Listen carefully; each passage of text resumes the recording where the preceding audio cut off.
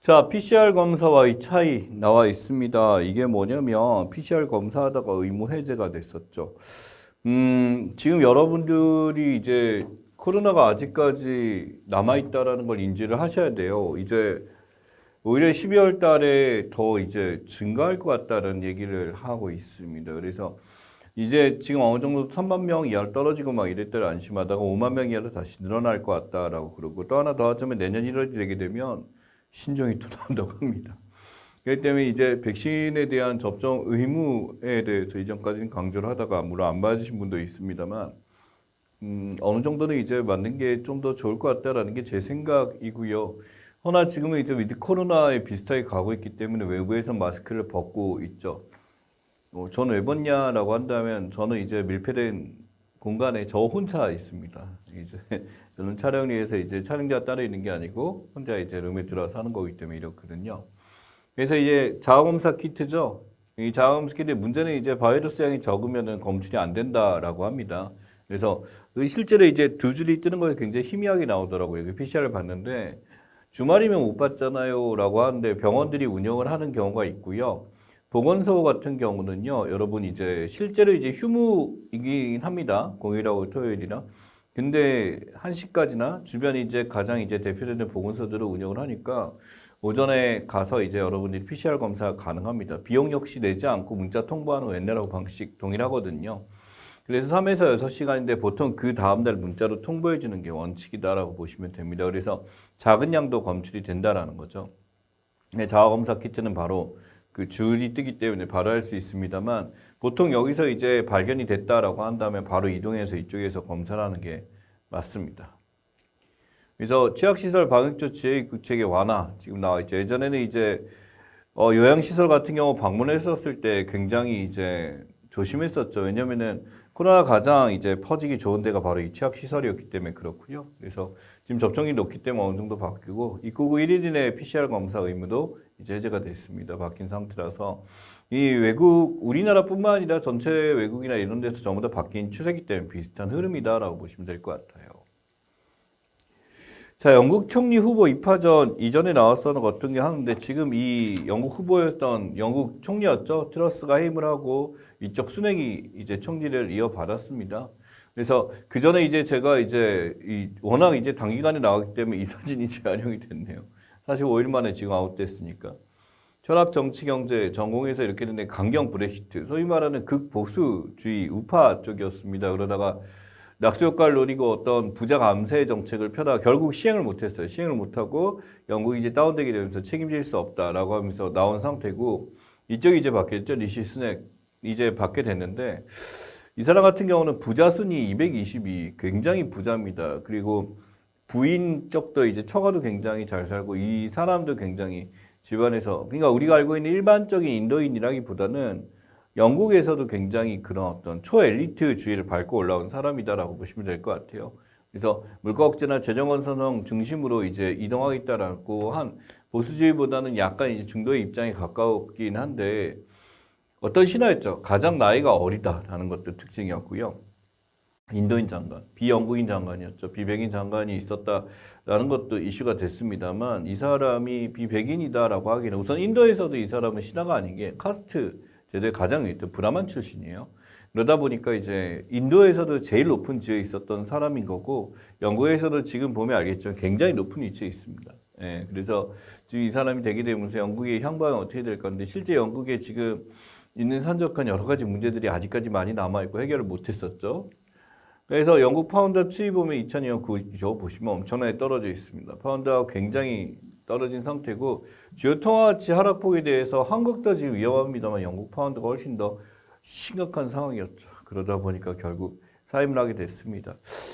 이 트러스 총리가 기대했던 게 바로 이거였어요. 낙수 효과 이론인데 왼쪽에 보시면 대기업들의 감세를 통해서 그러면 이 낙수를 통해서 다른 중소기업이나 일반 서민들이 이득을 볼 것이다라고 하지만 실제 낙수 효과는 이렇습니다. 이러한 성장에 대해서 이득을 주자라고 한다면 사실 대부분 누가 다 가져가고 대기업이 다 가져가게 되고 중소기업, 서민이 먹을 거는 사실은 없다라는 거죠. 그러니 더 부어주면 될 텐데라고 하지만 대기업은 항상 많은 걸 가져가기 때문에 실제 이 최고세율 45% 폐지해버렸어요. 법인세나 이거 조정을 통해서 이렇게 됐다가 이게 지금 실효를 거두지 못하게 되면서 엄청나게 문제가 됐었죠. 이 소득 구간 자체가 50만 명 정도, 영국 국민의 1% 정도니까 진짜 VIP를 위한 세금 정책이었죠. 그게 큰 문제가 됐습니다. 자, 그다음 바로 이슬람이 우리나라에서도 이제 많은 일들이 있었습니다만 히잡 미착용한 여성의 의문사 당하면서 문제가 됐었던 것 중에 하나죠. 상식으로 잘 나오는 문제긴 합니다. 히잡 뽑으려면 전통머리 스카프, 머리기, 목, 어깨까지 가리는 이 형태를 이야기하게 됩니다.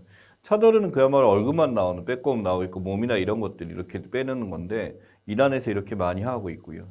그다음에 얼굴 완전히 가리고 눈만 나는 게 사우디 예멘에서 많이 하는 니캅입니다. 눈만 나와 있어요. 그래서 우리는 여성에 대해서 이 사람이 눈을 갖고 판단하는 거고 완전히 이렇게 가리는 게 부르카입니다. 완전히 가리게 돼서 눈도 그물도 푸른색을 가리다 아프가니스탄이나 이런 데서 지금 사용하는 것 중에 하나죠. 그러다 보니까 이런 이슬람 여성의 전통 베일이라는 건 여성의 어떤 신체를 노출하는 게 굉장히 문제가 된다라고 하게 되면서 하게 되는데 문제는 여기에 대해서 이제 의문사를 당하고 있다 보니까 예전에서는 이것에 대해서 문화 상대주의적 입장에서 일을 한다. 근데 이제 극단적 문화 상대주의까지 가면 안 된다 그러면서 이게 비판의 목소리가 있다가 자성적으로 이제 이슬람권에 있는 여성들이 여기에 대해서 반기를 들고 일어났고 당연히 이 변화는 바뀔 겁니다.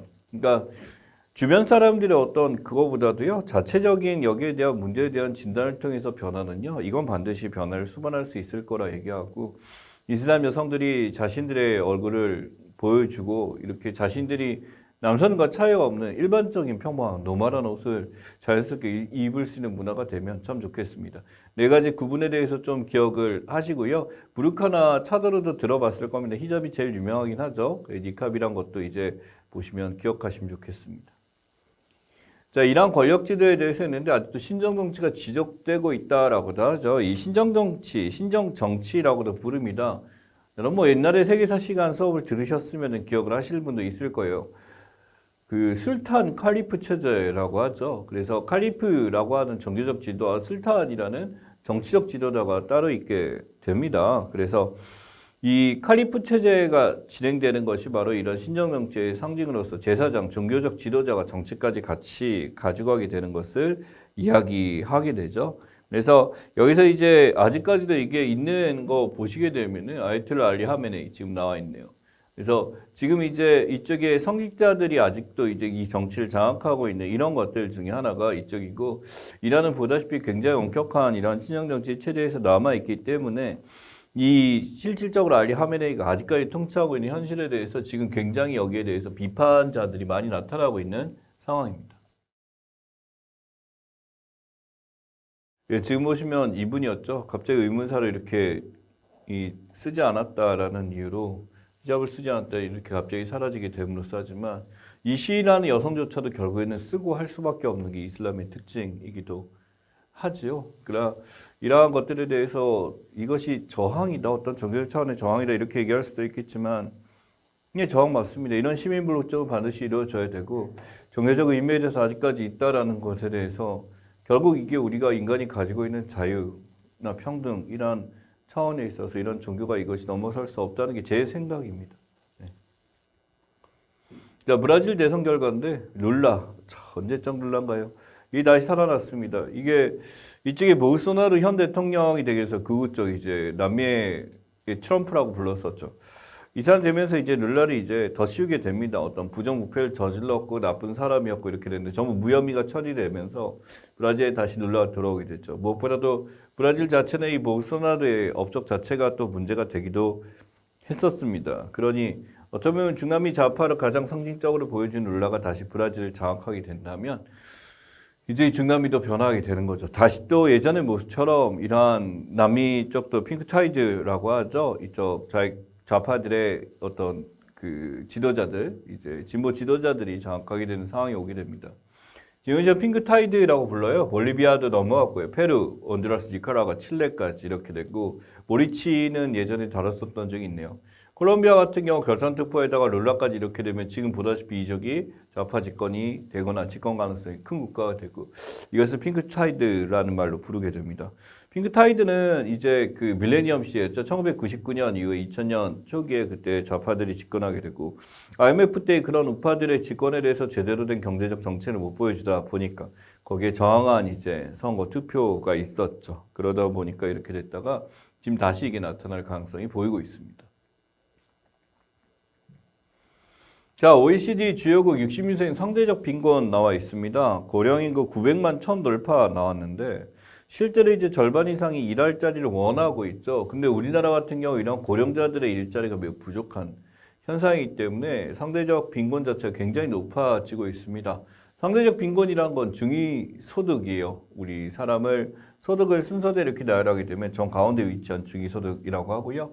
이 중위소득의 50% 이하에 해당하게 되면 상대적 빈곤로 구분하게 되는데 66세 이상 같은 경우 368%, 다른 나라 일반적인 평균에 비해서 상대적으로 빈곤 위험도가 훨씬 더 높다라고 이렇게 나오고 있습니다. 그만큼 소득이 없고 이것은 안정적인 자산이 없기 때문에 국가가 이것이 거기에 대한 부양비에 대한 부담을 그대로 지게 되는 상황이 나타나게 되죠.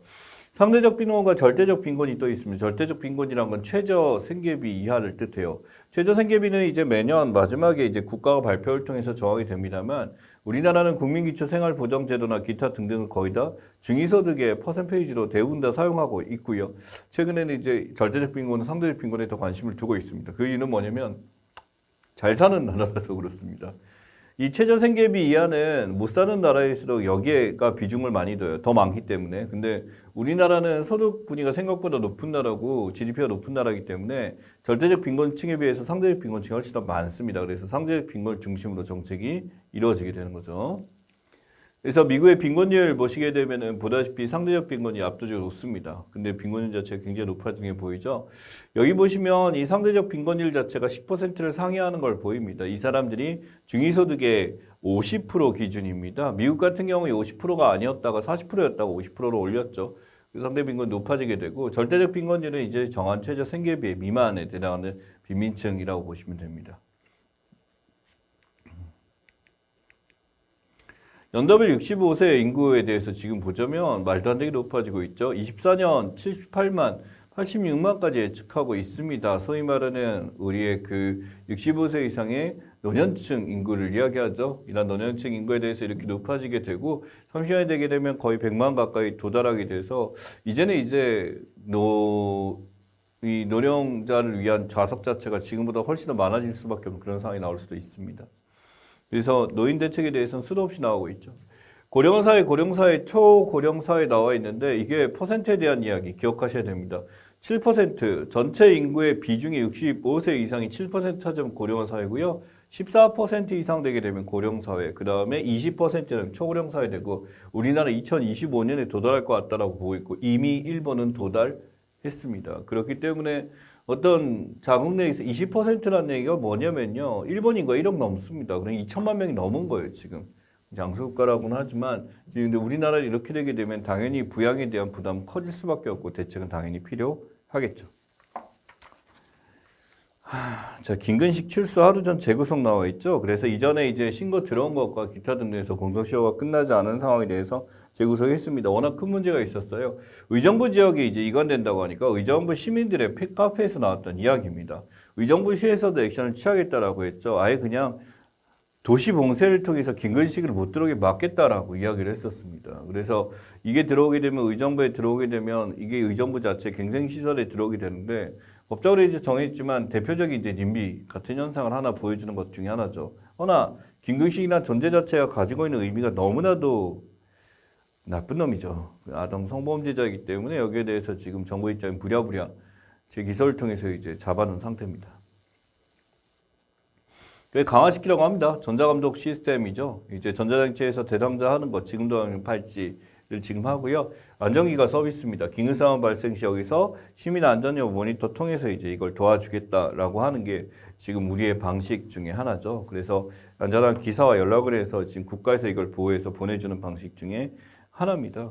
아무래도 이제 아동 성범죄 같은 경우는 전자발찌, 전자감시 대상에 들어가게 되고 그 위치가 계속 신고가 됩니다.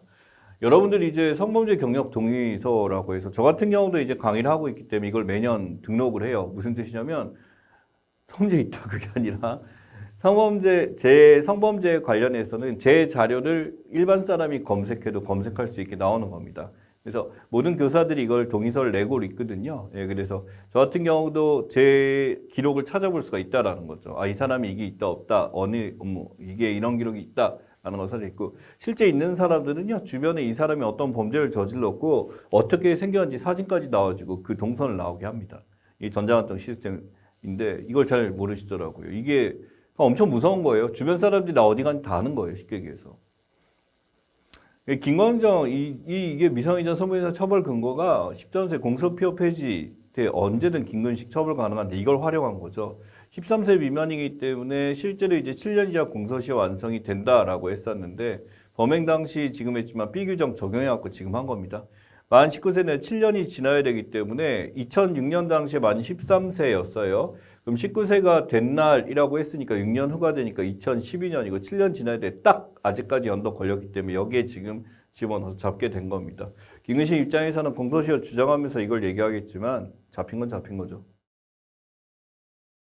자, 그 다음에 강원특별자치도 지원이 설치법 지금 나와 있어요. 사실 강원도는 이거보다 지금 레고랜드 사태 때문에 엄청나게 혼란스러운 상황이죠. 이후에 지금 강원도지사의 태도나 기타는 문제가 되고 있습니다만 강원도 자체를 통해서 지금 나름대로 발전 상황에 대해서 지금 국회 본회의가 통과한 상황입니다.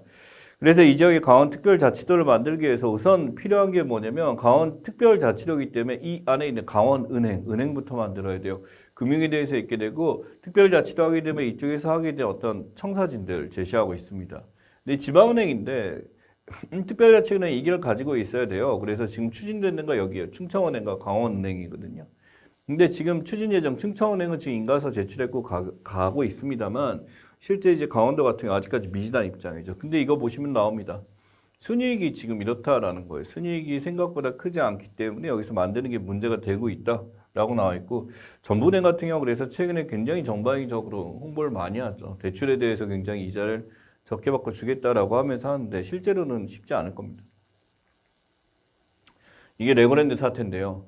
문제는 이제 여기 나와 있는 특별자치도 지원 설치법이 증가했습니다만 내부적인 채무를 여기서 다 갚지 않았고 이 레고랜드를 이제 처음 열었을 때 이때 계약에 대해서 굉장히 문제가 되고 있습니다. 그래서 중도개발공사 지금 회생 신청이 들어가 있는 상황이죠. 근데 이제 대출금 회수 불능이다 보니까 이제 신용등급 떨어졌죠. 그러니 이쪽에서 낸 채권들이 회수가 안 되기 시작하게 되면서 강원도가 이 부채를 떠안게 된 상황입니다. 근데 강원도가 이것을 갚을 능력이 없었냐? 있습니다. 강원도 자치내에 대해서 걸어들인 소금이나 이걸로 할 수 있는데 안 하겠다. 이것을 막지 않겠다라는 건 바로 뭐냐면 그전 지사가 이제 민주당이었기 때문에 어떤 정치적인 거에 있어서 이거 말고 딴 것만 먼저 하겠다라는 거죠. 계속 이거를 불거지게 하면 할수록 전 민주당이 실책이 보이겠다라는 어떤 것들이 있고 대답을 한다는 게 뭐 좀 미안하죠. 뭐 이런 식으로 대답하는 게 도지사 입장이었다는 거 정말 제가 생각하기엔 답이 없어 보이는 것 중에 하나입니다. 또한 이 레고랜드 자체에 대해서도 할 말이 많이 있으면 굉장히 상업적이죠. 예, 기억을 해야 될 게 물론 레고에 대한 꿈이 있으면 레고가 이렇게까지 올라갈 줄 몰랐는데 레고는 지극히 자본주의적 장난감 중에 하나다라고 저는 판단하고 있습니다. 자, 대표적인 바이오에너지들 지금 나와 있어요. 이 바이오에너지에서 이게 문제가 대체 연료가 돼서 바이오에탄올이 자연에 대한 오염을 하지 않는다. 그래서 아마 알고 계실 거예요. 브라질에서는 옥수수를 갖고 에탄올 만들어 자동차 돌린다. 대부분 다 이걸 쓰고 있다라고 하는 거. 그래서 바이오알코올이라고 해서 에탄올, 메탄올, 부탄올, 프로판 이렇게 만들고 있습니다. 특히 이 부탄올 같은 게 굉장히 안전해서 많이 쓰고 있고 바이오가스로 석유 대체제하고 바이오 디젤까지 하면서 이러한 에너지가 이제 한국에너지공단이 제시한 바이오에너지 중에 하나인데 특히 여기 나와 있는 옥수수를 이용해서 만든 바이오에탄올 이게 연료가 굉장히 중요하게 될 수 있죠. 이 휘발유를 사용하는 것보다 45%까지 이제 대기오염을 막을 수가 있기 때문에 아마 좀 보호하기 위해서 이것을 굉장히 적극 권장했었습니다. 근데 실제로 이제 여기에 대해서 문제가 나오는 건 대체 연료로서 사용하기에는 식량난 자체가 굉장히 컸었죠. 이러한 지금 전 세계에 식량난이 나타나게 되면서 밀가격, 옥수수 가격 폭등하고 있는데 에탄올을 계속 쓰게 되면은 그만큼 식량이 부족하게 돼서 문제가 생긴다라고 보고 있는 입장입니다. 자, 교육활동 침해 현황에 대해서 나왔어요. 교권 침해에 대한 이야기죠. 여러분, 뭐 학생들의 인권에 침해된다, 학생 인권 조례 상황에 대해서 지금 나오지만 대부분의 사례들 나오는 거 최근에는 이제 학생들이 어떤 선을 넘는 행위들을 하고 교권이 여기서 침해된다는 견해가 나옵니다. 왜 교사들은 그런 행위를 막지 못하지? 막으면 안 되기 때문이에요. 막아야 되는데 그런 행동을 막기에는 너무나도 제약이 많기 때문이에요. 그러다 보니까 교육활동 침해 현황이 이렇게 늘어나게 되고 교권 침해 위원회라고 해가지고 실제로 위원회가 열려서 그런 식으로 해결해야지 선생님 너 일로 와라고 하면서 마음대로 하다가는 이거는 또 폭력으로 자행될 수가 있기 때문에 큰 문제가 되고 있습니다. 그렇기 때문에 학생학부모자 출석정지, 견해봉사, 특별교육, 전학처분, 사회봉사, 퇴학처분 보이시죠? 퇴학처분까지 가면 진짜 센 거고요. 아마 흉기를 휘둘렀거나 이렇게 될 가능성이 큰데 문제는 이런 겁니다. 출석정지, 견해봉사 예전처럼 뭐 구타한다든지 정황을 줘서 이렇게 되는 것들에 대해서 굉장히 쉽지가 않습니다. 그래서 정황밖에 답이 없는 거죠. 상해폭행, 모욕명예훼손입니다. 앞에서 대놓고 욕을 해요. 그렇기도 하고 상해폭행, 때립니다. 학생들이요. 학생들이 때리기도 하고 학부모가 때리기도 하고 성적 굴욕과 혐오감 일으키는 행위 그래서 여성 여교사에 대해서 막 진짜 함부로 막 얘기하는 경우도 많이 있고요. 이런 등등이 여기서 나타나는 것 중에 하나입니다. 그러니까 모욕면허훼손이 돌려서라도 얘기하면 될 텐데 직접적으로 그런 우리가 알고 있는 욕지거리를 박아버리는 이런 게 나오게 되니까 힘들죠. 제 제자들이 이제 선생들이 있어서 제보를 받은 물론 선생 입장에서 들은 거니까 학생들 가르칩니다. 학생들도 있는데 걔네들은 혼날만 해요라는 얘기를 학생들이 하더라고요.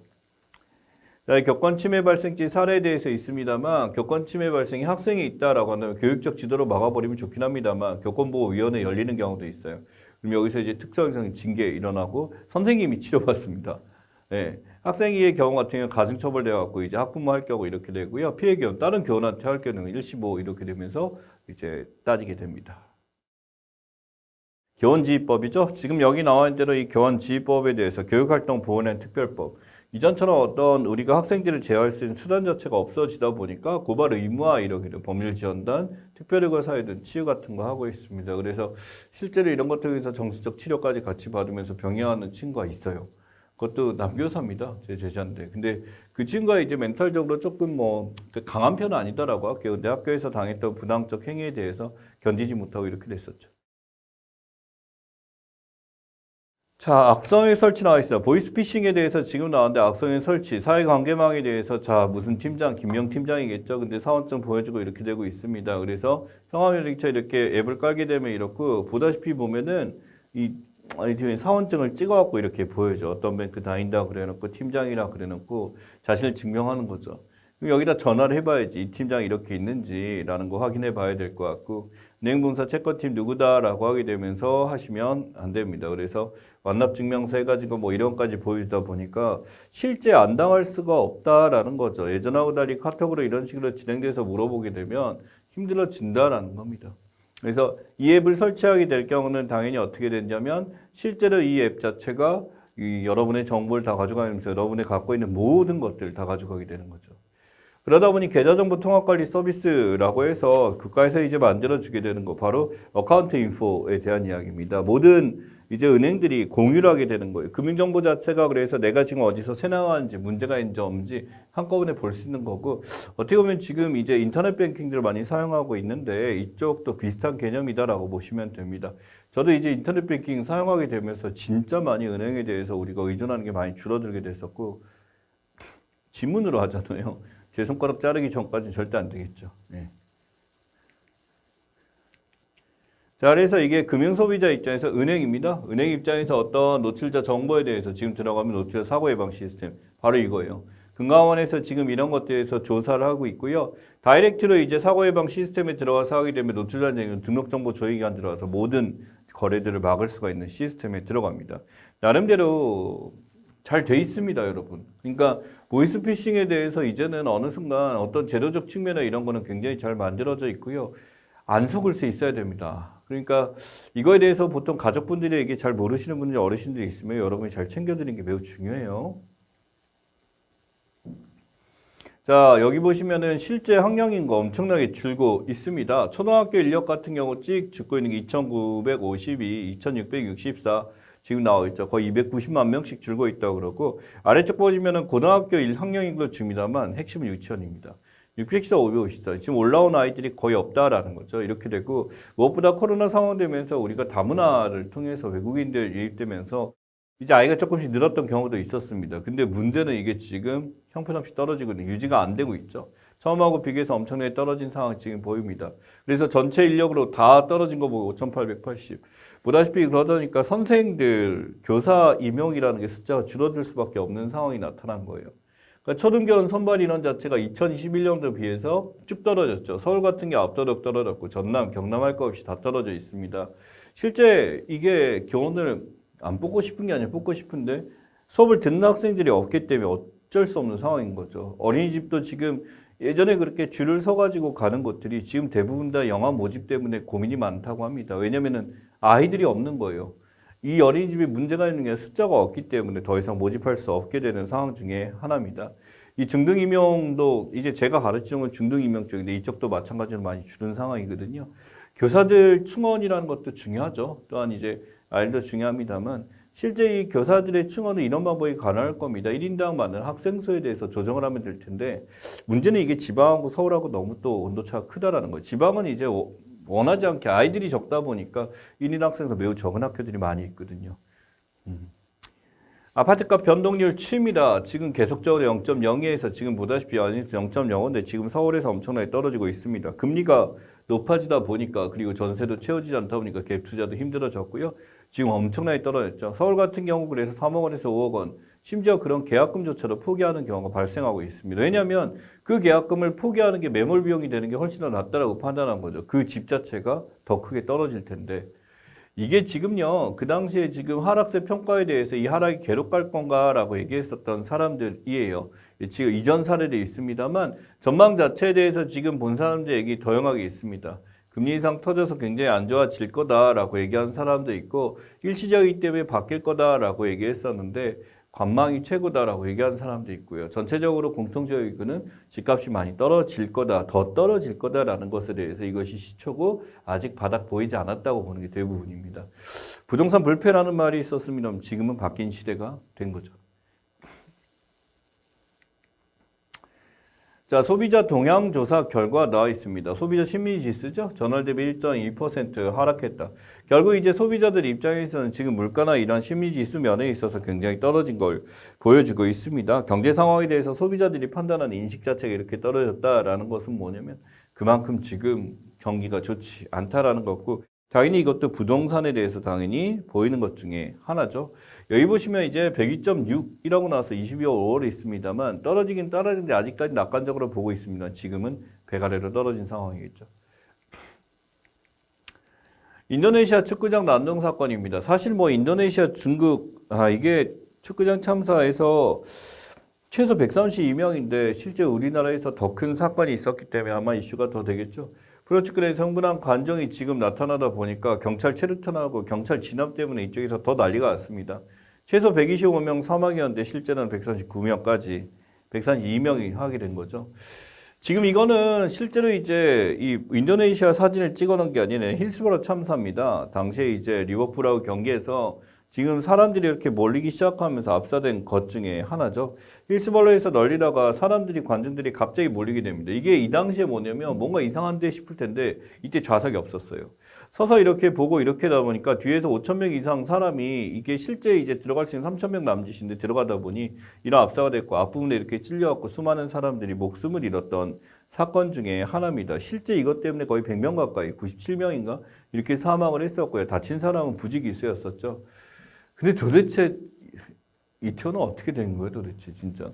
해밀턴 그 골목에 대한 이야기인데 아무튼 이해람 중사입니다.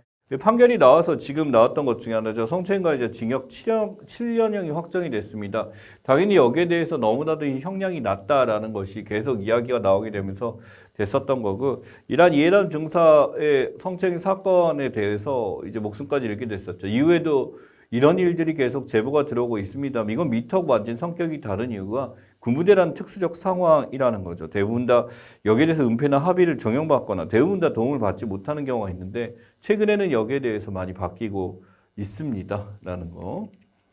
그래서 지금 보게 되면 실제로 이제 여기서 이제 상고가 올라갔을 거예요. 이제 이 표현 기억하셔야 돼요. 예, 상고하고 제한고하고 나와 있는데 고등법원에서 밑에서 이제 올라가는 거 항소는 항고가 올라가죠. 소와 고의 차이, 항소와 상고 같은 경우는 guilty, not guilty에 대해서는 죄가 있다 없다를 얘기하는 거고 항고와 제한고에 대해서는 지금 내가 죄는 인정하겠는데 여기에 대한 형벌이 너무나 가혹하다라는 입장에서 올라가는 겁니다. 그래서 지방법원 지원 합의부에서 올라가서 고등법원 올라가거나 판사 쪽에서 지방법원 법원 합의부 올라가거나 이런 식으로 이렇게 됩니다. 어떤 그 경중에 따라서 이렇게 되는 경우가 대부분이고 보통 오른쪽으로 이렇게 이루어지죠. 그다음에 행정사건 신급제도 같은 경우 고등법원에 바로 올라가서 이런 식으로 올라가게 되고 항소와 상고 형태로 이렇게 증가하게 됩니다.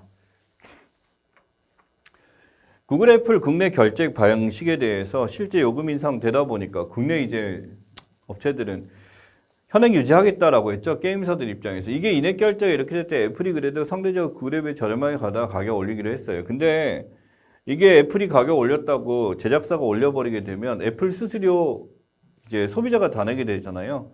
우리 서비스 업체들은 그냥 자기네가 감내하기로 했습니다. 즉 가격 유지하고 여기에 대해서 책임 다 지겠다 이런 식으로 가게 됐었죠.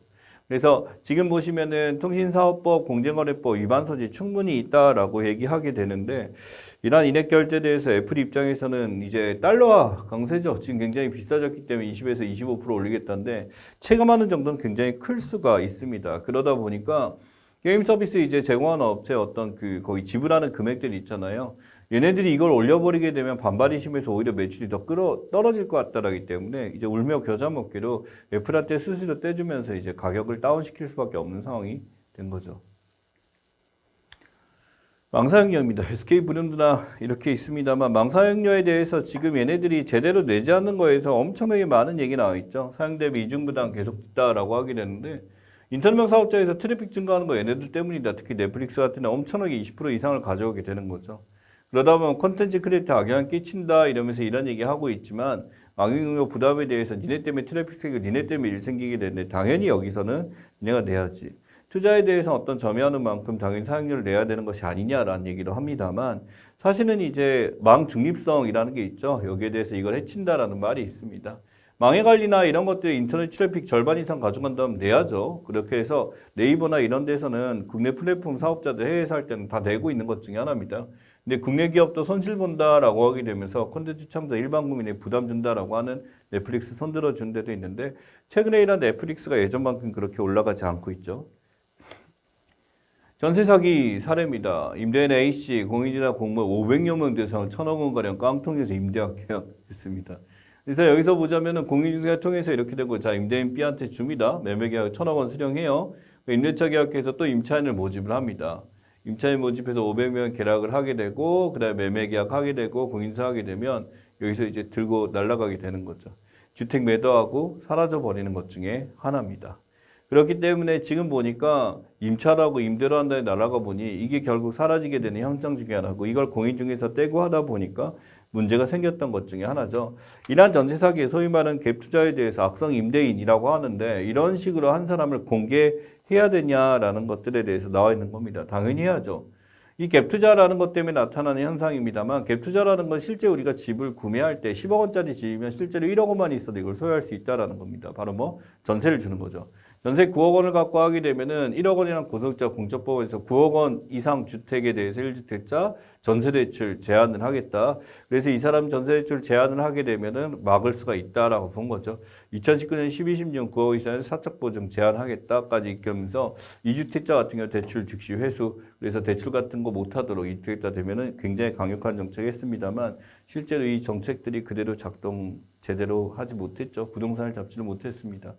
그래서 여기 보시면 시장 상황에 대해 유연한 대처가 필요하다. 행정기관 입장에서 조사를 해야 된다라는 거고 사실은 이제 이러한 것들에 대해서 악성 임대 확인하는 시스템을 만드는 것이 더 중요하다라는 것들이 나와 있습니다. 근데 개인이죠. 개인의 어떤 사적 생활권에 대해서 사생활에 대해서 이걸 하면 안 된다라는 경우고 새로운 임차인 찾지 못해서 악성 임대인 규정하는 것은 안 된다. 그러니까 돈 안 갚는다고 지금 이제 새 사람이 들어오면 바로 줄 수 있는 건데 그걸 못 구해서 그런 거 아니냐라고 지금 나와 있는 것 중에 하나죠. 또는 명단 공개 때에서 다음에 세입자 못 가야 되면 그대로 부메랑 돌아온다라는 것 때문에 이야기를 하고 있는 것 중에 하나입니다. 아까 전세 사기 같은 그런 걸 얘기하는 게 아니라 악성 임대인 같은 경우는 이제 전세 자금 돌려주지 않아서 막혀버리는 경우 그 얘기를 얘기하는 건 조금 성향이 다르다라는 걸 기억하시면 좋겠습니다. 자, 그럼 이제 한 이슈 되는 몇 가지 용어들 살펴보고 문제풀이 들어가 보도록 하겠습니다.